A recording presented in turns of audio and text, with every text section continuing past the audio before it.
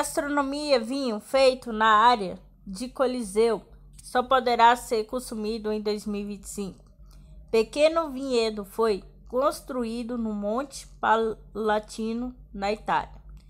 O vinícola Cincinnato de Corre afirmou nesta sexta-feira 11 que as primeiras garrafas de vinho feitas com uvas de um vinhedo construído no Monte Palatino, nas proximidades do Coliseu, serão abertas em 2025.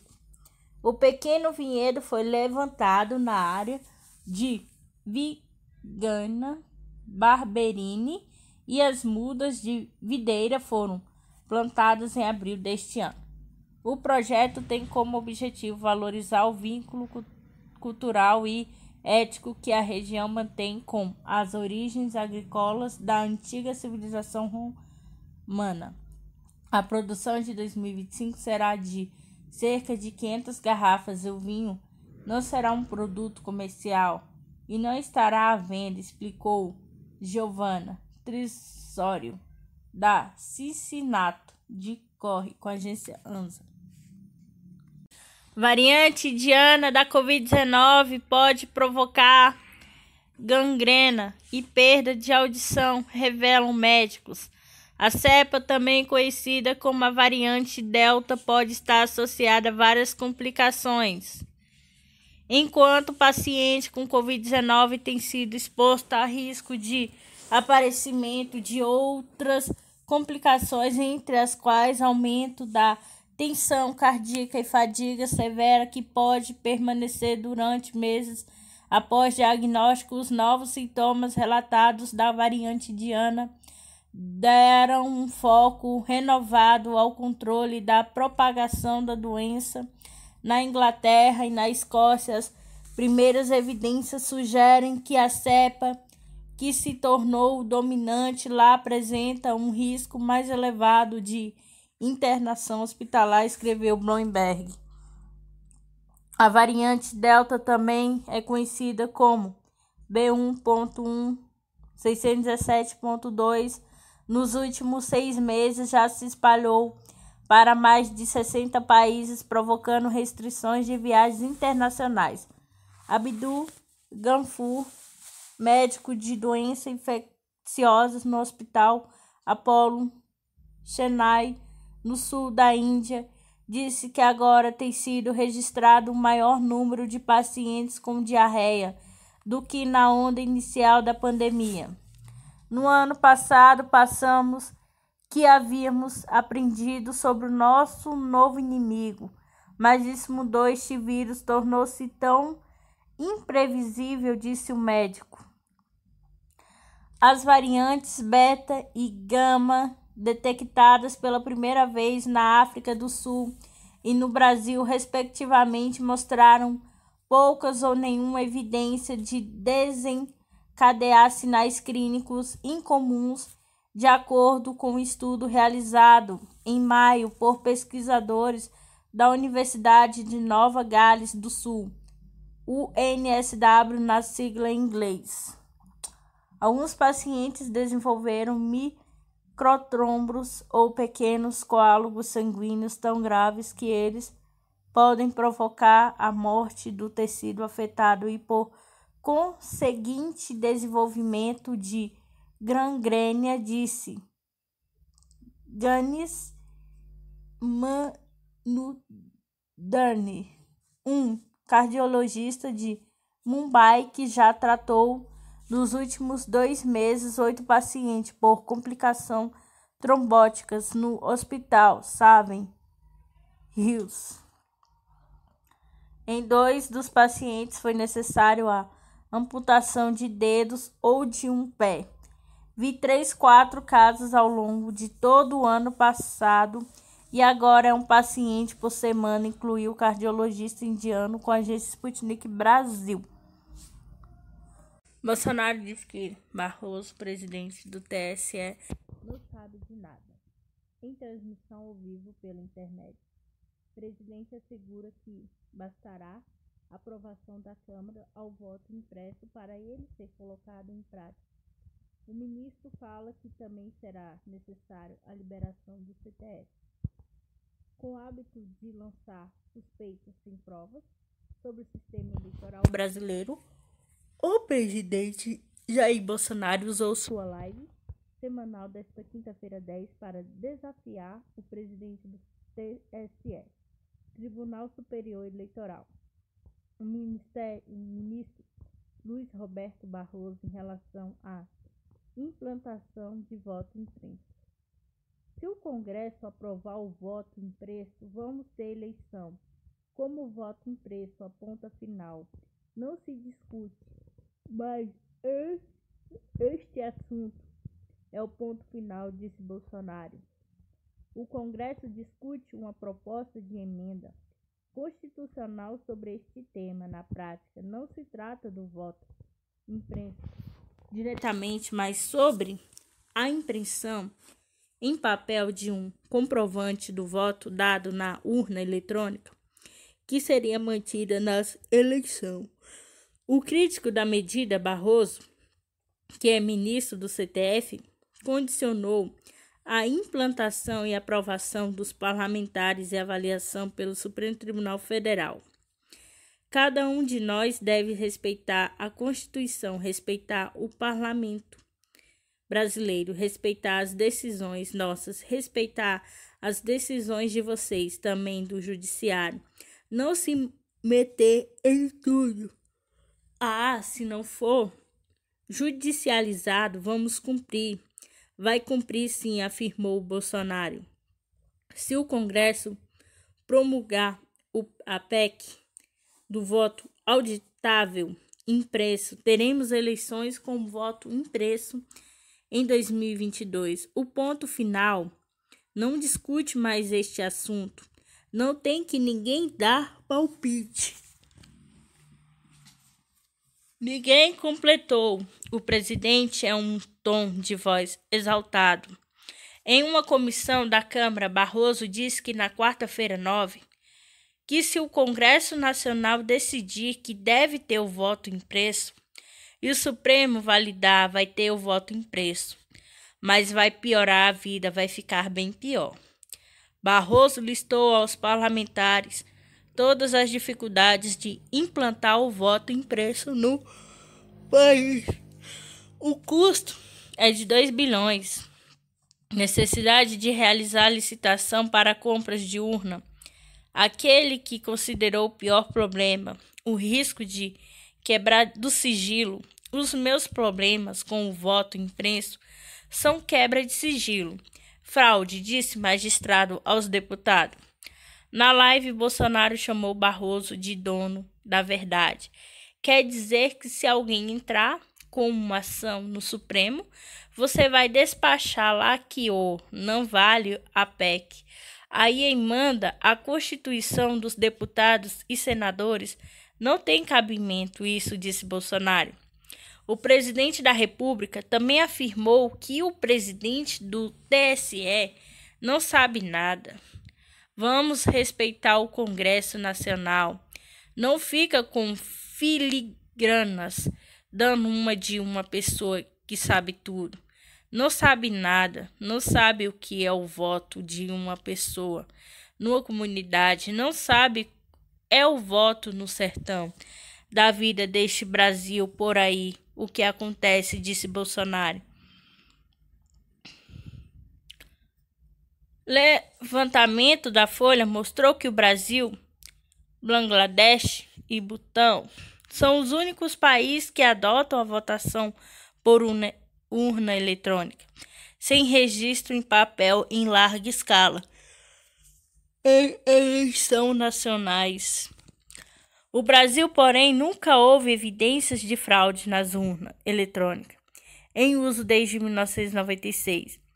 Atualmente, uma proposta de emenda à Constituição sobre isso é discutida no Congresso, mas o TSE já sinalizou que não haverá tempo para sua implantação de 2022, mesmo que aprovada na Câmara e no Senado. A tramitação de um PEC, de qualquer forma, é muito mais difícil do que os projetos comuns independentemente do mérito. Para ser promulgada, é preciso o voto pelo menos 60% dos deputados e senadores em 2 turnos de votação em cada casa. Confira o que Bolsonaro já disse sobre a fraude eleitoral. Perda na fraude. Em live em setembro de 2018, quando se recuperava da facada, o grande preocupação realmente não perdeu no voto. A eleição presidencial é perda na fraude. Então, essa possibilidade de fraude no segundo turno, talvez até no primeiro, é concreta. Não por voto, em live, em outubro de 2018, antes do segundo turno das eleições. Isso só pode acontecer por fraude, não por voto, estou convencido. Voto impresso é sinal de clareza. Em novembro de 2019, após Evo Morales renunciar à presidência da Bolívia, denúncias de fraudes nas eleições culminaram na renúncia do presidente Evo Morales. A lição é que fica para nós a necessidade de nome da democracia, a transparência e contagem de votos que possam ser auditados o voto impresso. O sinal de clareza para o Brasil escreveu nas redes sociais. A diferença foi muito maior. Em live, em novembro de 2019, comentando a renúncia de Morales, todo mundo dizia que eu tinha tudo para ganhar as eleições. Na reta final, eu tinha certeza disso. Teve no final 55% para mim e 45% para outro candidato. Muita gente achou que a diferença foi muito maior, como um lado ganhou. Nas ruas, todo mundo tinha essa convicção de que ia ganhar. Não houve problema. Mas imagina se o outro lado ganha as eleições. Como que a gente ia auditar esse voto? Não tinha como auditar.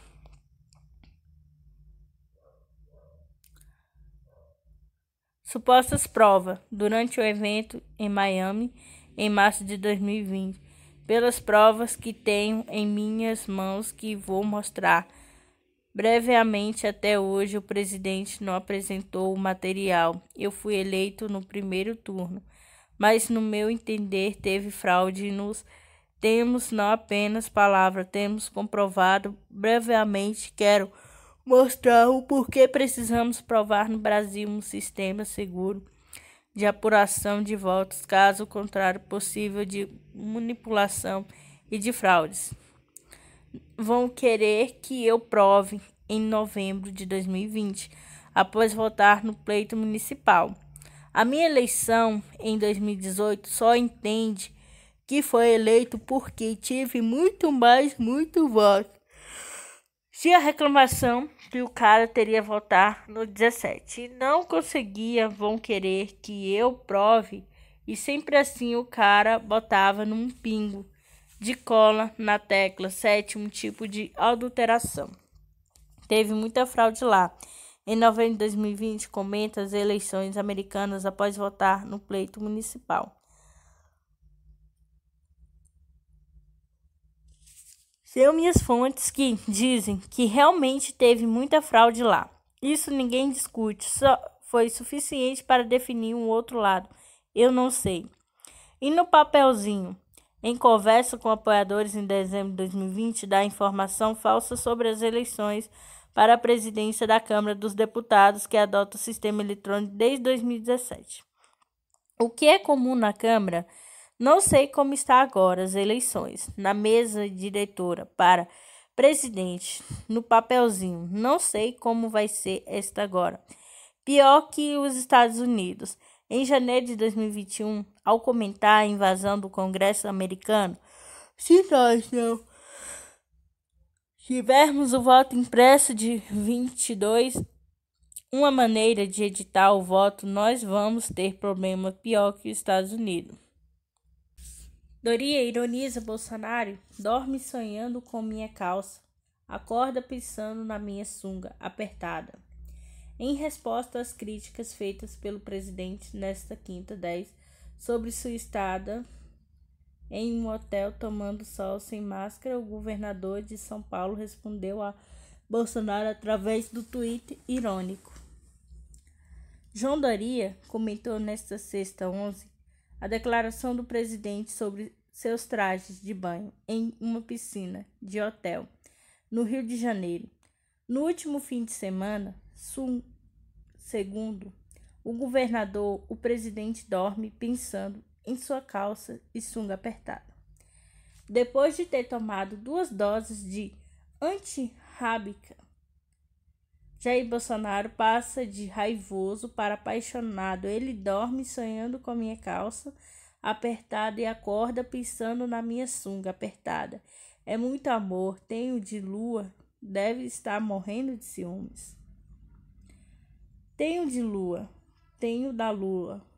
E como o governador de São Paulo se refere ao vereador filho de Bolsonaro, Carlos Bolsonaro, republicano, Tonho de Lua foi uma personagem da novela Mulheres de Areia que sofria de problemas mentais. Em sua última live, nesta quinta 10, Bolsonaro voltou a atacar Doria, sugerindo que o governador estava aglomerando no hotel, ao citar que tinha cadeira do lado, e satirizou o fato do mesmo estar tomando sol de sunga sem máscara. Estamos vendo aí um governador, não vou falar de que estado ele fecha seu estado, ou vai para Miami, ou foi agora plotado em um hotel do Rio de Janeiro, como suguinha, apertadinha. Não vou falar o nome dele aqui, estava dando um péssimo exemplo, está de brincadeira. Né, cara? Tem que dar exemplo. Tinha cadeira do lado, disse o presidente. As críticas de Bolsonaro sobre a suposta aglomeração do governador de São Paulo são um pouco contraditórias, já que o presidente, além de ser constantemente visto sem máscara, também promove aglomerações como no passeio com o motoqueiro no final de maio. Em cima do palanque no qual discursava, o presidente estava sem máscara, de proteção ao lado de muitas pessoas, inclusive do ex-ministro da Saúde, Eduardo Pazuello, com a agência Sputnik Brasil. Dou uma magnífica biografia do playboy bandido, que vai muito além do enfocado. Em meio à enxurrada de séries gringas nos serviços de streaming, e muito bom encontrar uma que fale a nossa língua e não fique nada a dever às produções internacionais do Prime Video. A primeira série brasileira original Amazon, com produção da Conspiração, a criação e direção de Breno Silveira, 2 filhos de Francisco. Tem a maior cara de cinema. É um clima que prende desde o começo, baseado em fatos reais. Dom é um drama policial inspirado na trajetória dramática de pai e filho, em lados opostos de guerra, sem fim às drogas no Rio de Janeiro. De um lado, o criminoso especialista em roubar apartamento de luxo na Zona Sul, carioca na virada dos anos 90 para os 00. Pedro Dom, por ser jovem e bonito, ficou conhecido como ladrão gato. No outro lado, seu pai, Victor Dantas, ex-policial civil que, apesar de ter dedicado a vida ao combate às drogas, não conseguiu evitar que seu próprio filho virasse um dependente químico e, pior, um bandido. Com 8 episódios de 60 minutos, cada dom tem clima de trailer policial. A mistura é muito bem ficção e a realidade é como um bios de TV e cinema. Elementos que não existiram são adicionados à trama para dar mais fluidez e ganchos. Por isso, espertamente, quando a série começa, a frase fatos reais aparece primeiro, só depois entra por cima. Inspirado em não é um documentário, é um produto de entretenimento. Além da boa qualidade do roteiro e da direção, Silveira divide a direção como vice com Bruce Lee. É um fato de ter sido todo rodado em locações como alguns feitos.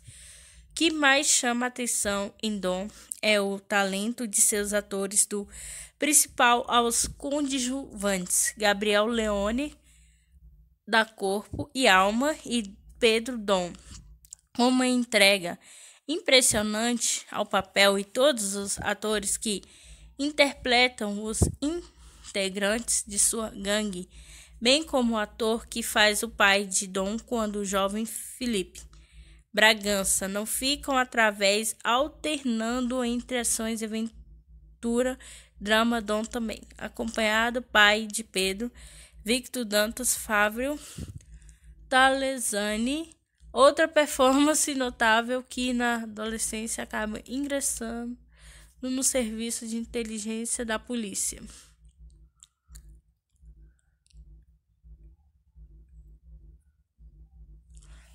A série mostra a jornada de pai e filho, vivendo vidas opostas, alternando entre os anos 1970, 80 e o final dos anos 90. Neste recorte de tempo, o roteiro aproveita para, nas estrelinhas, contar a história de como o tráfico de drogas se instalou o domínio e se espalhou pelas favelas cariocas, quase fazendo paralelos com Cidade de Deus e Tropa de Elite, e de como militares e policiais corruptos e depois milicianos ganharam muito dinheiro e continuam contrabandeando armas e fazendo vista grossa para a entrada das drogas no país, e tudo questão de dinheiro e não tem fim. No fim das contas, mesmo tentando dar um ar mais humano e pintando um Pedro Dom menos perigoso do que ele realmente foi, basta pesquisar a série, dá bem e seu recado. E a cena final, que não foi exatamente como ele morreu, na realidade, praticamente uma homenagem ao associado de Godard, que também tinha um criminoso galante, nota 10 para o todo. A Hulk, que fabrica aparelhos que trazem apps de streaming, inclusive embutido em aparelhos de TV, comprou o conteúdo do falido serviço Quibi. Mais de 70 mini-programas originais por 100 milhões, tudo para alimentar o seu Roku Channel, que por enquanto não está disponível no Brasil. Paramount lançou esta semana nos Estados Unidos um plano com uma assinatura mais barata chamada Paramount Plus Essencial. A diferença para o plano normal é que este terá anúncios. Esta versão custará R$ 4,99 contra os R$ 9,99 do plano sem anúncio, e similar ao que faz o HBO Max nos Estados Unidos, que oferece um plano mais barato também como anúncios. Não se sabe se as versões brasileiras deste serviço farão o mesmo aqui. Em comemoração aos 40 anos de Os Caçadores da Arca Perdida, Raiders of the Lost Ark, 1981, os 4 filmes de Indiana Jones estreiam no Apple TV em 4K em versão remasterizada nas plataformas digitais Globoplay, Net e Sky. Nesta semana, no aplicativo TV, os filmes terão 7 horas de conteúdo extra. O Pluto TV lançou 4 novos canais esta semana: Paisagem, canal 272, Karaokê, canal 906, Shows, canal 905, em parceria com o serviço de multiplataformas Stigley. Além dessas, também foi lançado o Pluto TV, Cine, Romance, Canal 66, tudo grátis. CTF recebe 4 pedidos contra a quebra de sigilo pela CPI da pandemia. Mandatos serão analisados por ministro da Corte. O Supremo Tribunal Federal, CTF, recebeu 4 de mandatos de segurança questionando quebras de sigilo, que foram determinadas ontem, 10, pela Comissão Parlamentar de Inquérito CPI da pandemia. Até o momento, a decisão da CPI é questionada pelo ex-ministro das Relações Exteriores, Ernesto Araújo, e Secretaria de Gestão do Trabalho e da Educação do Ministro da Saúde, Maiara Pinheiro.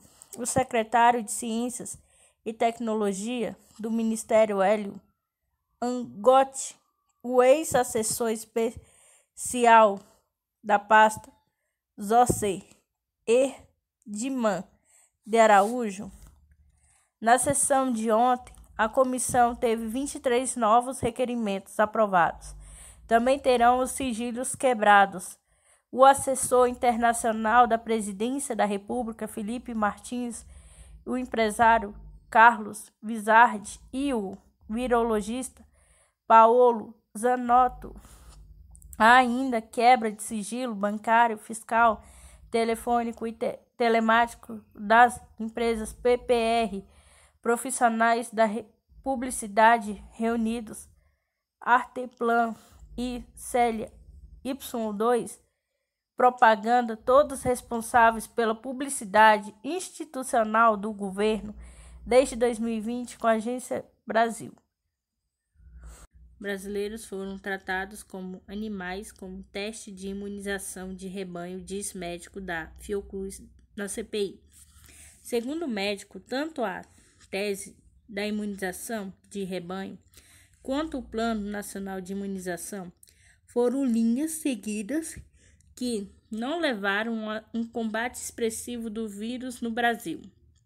Em seu depoimento à CPI da Covid, nesta sexta 11, o médico sanitarista Cláudio Meiro Viteste, da Fundação Oswaldo Cruz Fiocruz, criticou a tese da imunidade de rebanho adotada pelo governo e a coordenação do Plano Nacional de Imunização.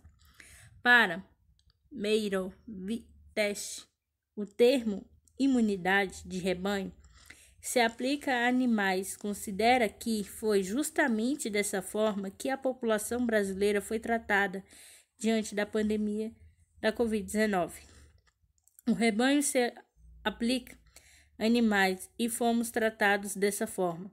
Acredito que a população brasileira tem sido tratada dessa forma, ao se tentar produzir imunidade de rebanho, às custas de vidas humanas. Infelizmente, o governo brasileiro se manteve na oposição de produzir imunidade de rebanho, como está conotação toda para a nossa população, ao invés de adotar as medidas reconhecidas pela ciência para enfrentar essa crise, disse o médico citado pela mídia. De acordo com a teoria da imunidade de rebanho, o país superaria a pandemia por meio de um alto número de infectados, o que em tese deixaria grande parcela da população imunizada. Porém, segundo especialista, essa estratégia funciona para o enfrentamento do vírus. Muitas pessoas morreriam no processo. Além disso, quem já teve a doença poderia ser reinfectado. Morreria provavelmente mais frágeis, desonerada. A providência desonerada, os serviços de saúde, explicou Meira Viteste. O médico também caracterizou o Plano Nacional de Imunização como um plano pífio, o qual, em sua recepção, pecou por não ter tido uma definição de critérios homogêneos para o país. O plano de imunização que tivemos é um plano pífio, é um plano em que não entra nos detalhes necessários para um plano de imunização que devia existir no país. Meirovitch salientou que o fato de a condução do plano ter ficado pautado na coordenação de cada estado, os municípios em um primeiro momento pode ter parecido algo democrático, mas que na verdade só ajudou a criar desigualdades. Não tivemos, por exemplo, critérios homogêneos definidos pelo Brasil interior, de forma que ficou a cargo de cada estado. Cada município definir os seus próprios critérios, os que pode parecer democrático, o sistema descentralizado. Mais à frente, há uma epidemia dessa natureza, é como escassez de recursos que temos isso deixado ser democrático para induzir iniquidades, completou com a agência Sputnik Brasil.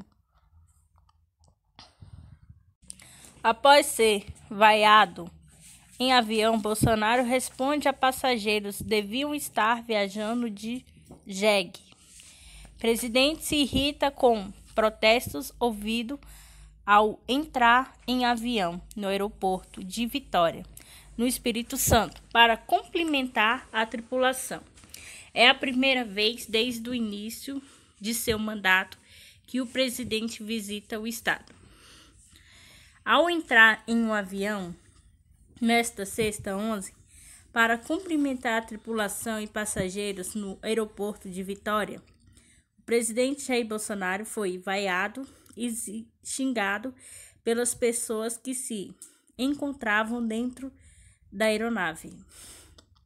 Bolsonaro vaiado nesta sexta 11 ao atrapalhar a decolagem de voo em Brasília.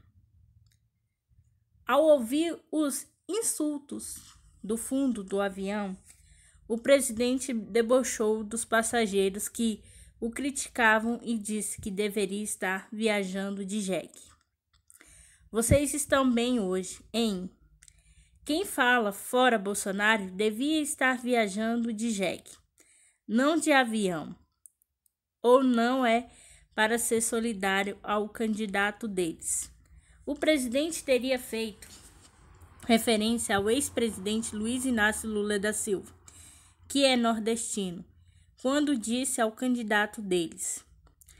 Bolsonaro foi à capital do Espírito Santo para uma cerimônia de entrega de casas populares. Ao chegar no aeroporto, o presidente tirou a máscara de proteção, o que não é permitido no estado por conta da pandemia da Covid-19, segundo a mídia. E a primeira vez desde o início de seu mandato que o presidente vai ao estado. Bolsonaro seguiu para São Mateus, onde participou de uma cerimônia de entrega de casas populares. Foram entregues 434 casas. Empreendimento custou 36,4 milhões e demorou 11 anos para ser finalizado. Durante a cerimônia, o presidente plantou uma árvore com a agência Sputnik Brasil.